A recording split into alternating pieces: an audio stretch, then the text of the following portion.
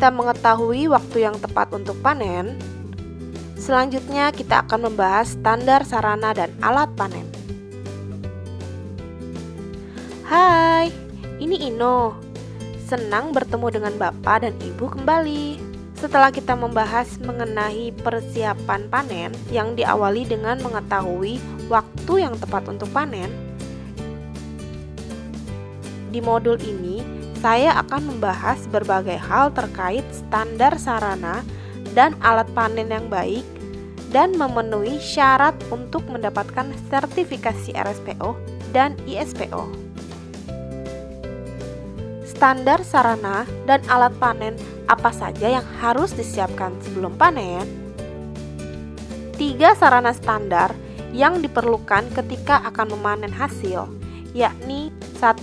Jalan pikul, 2. Tempat pengumpulan hasil atau TPH, 3. Tangga panen. Selain itu, beberapa alat kelengkapan panen juga harus disiapkan. Baiklah, kita akan diskusikan satu persatu. Keperluan sarana panen yang pertama adalah jalan pikul atau sering disebut juga pasar pikul. Pasar pikul adalah jalan yang digunakan untuk mengantarkan buah sawit yang sudah dipanen ke tempat pengumpulan hasil atau TPH. Pasar pikul ini juga berfungsi untuk memudahkan kegiatan pemeliharaan lainnya. Pasar pikul dapat dibuat dalam beberapa sistem. Salah satunya dengan sistem 2:1, yaitu dari 2 gawangan atau lorong terdapat 1 pasar pikul dengan uraian 1 sebagai pasar pikul dan 1 lagi sebagai gawangan mati. Lebar pasar pikul ini antara 1 sampai dengan 1,5 meter dan biasanya 1 meter. Letaknya searah barisan tanaman untuk areal datar dan mengikuti kontur untuk daerah berbukit.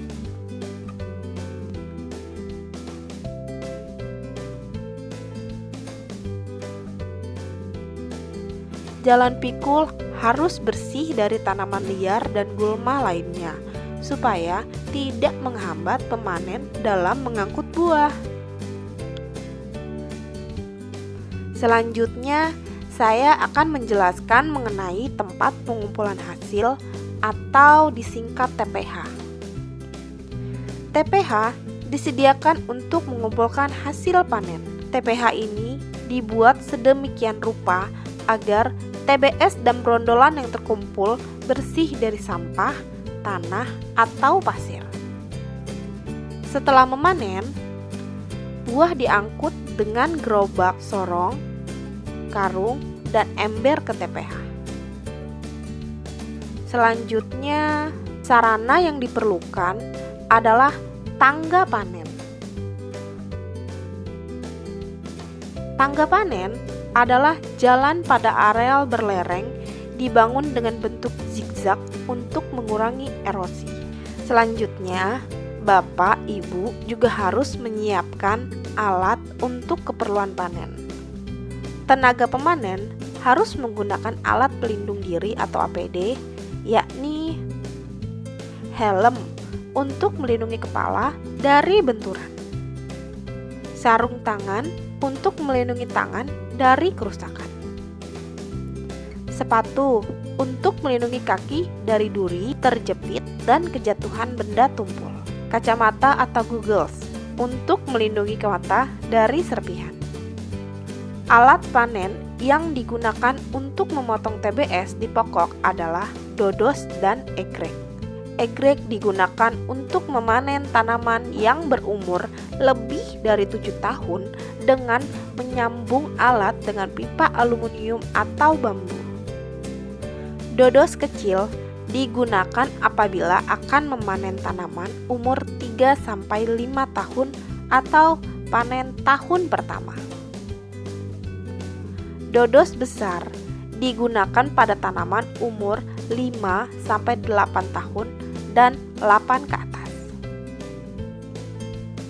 Alat panen lainnya yang juga harus disediakan adalah 1. Kampak untuk membuat tangkai pendek atau cangkem kodok, memotong tangkai buah dan pelepah. 2. Keranjang untuk mengumpulkan brondolan. 3. Goni untuk meletakkan brondolan di TPH. 4. Ganco untuk mengangkat TBS ke kereta sorong. 5. Kereta sorong atau angkong untuk mengangkut TBS ke TPH. 6. Tojok untuk mengangkat buah sawit. 7. Karung untuk meletakkan brondolan di TPH. 8. Ember, tempat takaran brondolan, yakni ember anti pecah 22 liter atau 7 kg per ember.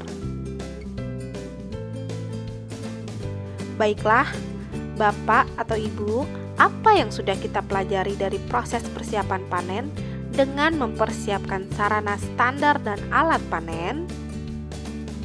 Kita sudah mempelajari adanya 3 sarana standar yang diperlukan saat memanen hasil, yakni 1.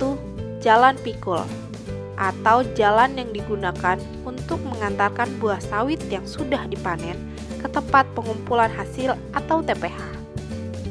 2. TPH yang disediakan untuk mengumpulkan hasil panen dibuat sedemikian rupa agar TBS dan brondolan yang terkumpul bersih dari sampah, tanah, atau pasir.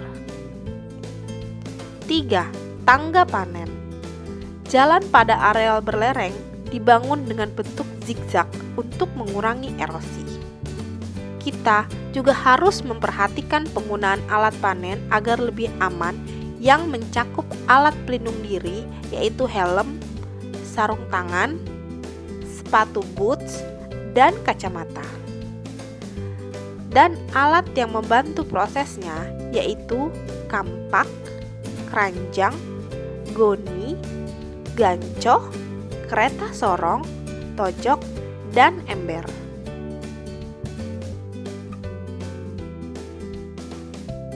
Setelah kita mengetahui sarana standar dan alat panen, di modul berikutnya bersama kita akan membahas pengaturan ancak dan rotasi panen. Sampai jumpa di modul berikutnya.